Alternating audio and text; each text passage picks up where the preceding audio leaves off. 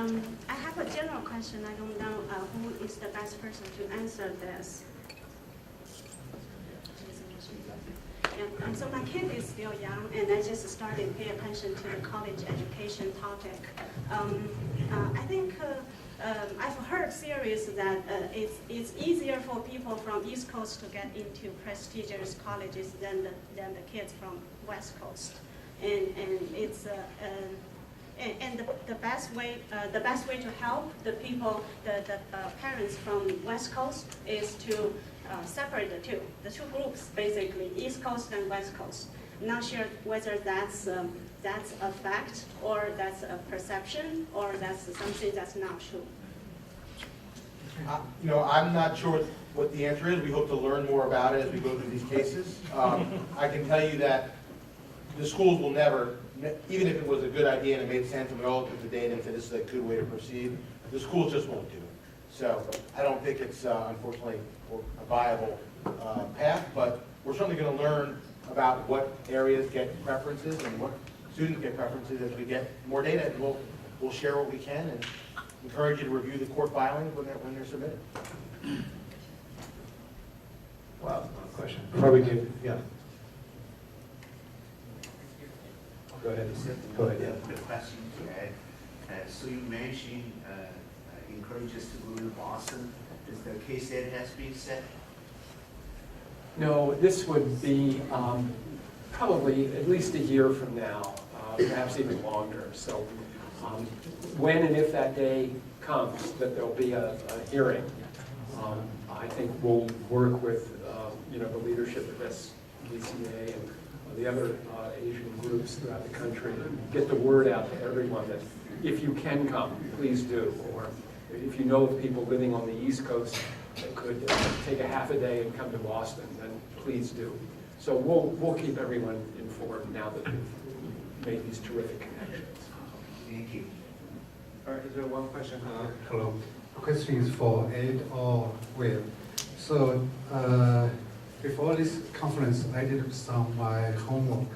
So there is a theory about Harvard College admission. So it's called Harvard College admission. The process is not about rewarding good students. It's about identify talents. So it's a theory developed in like 1920s, and still believed is widely used. So identify talents is a really vague terms. Actually, they used to weed out Asian candidates because they believe Asian candidates just because our application process is not rewarding good students. Asian just working hard, they're good students, but they are not really talented. How do you respond to this theory? I think both Will and I can address that. And there's actually been some social studies conducted in this area. Rick Sander, who everyone has referenced here, he's a professor of law at UCLA, and also holds a doctorate in economics from, I believe, Northwestern. No, I'm sorry. Let me see. Harvard undergrad, and where did he get his PhD in economics? Harvard undergrad. Anyway, he's enormously bright. You'll have to take my word for this, and well regarded, within his field.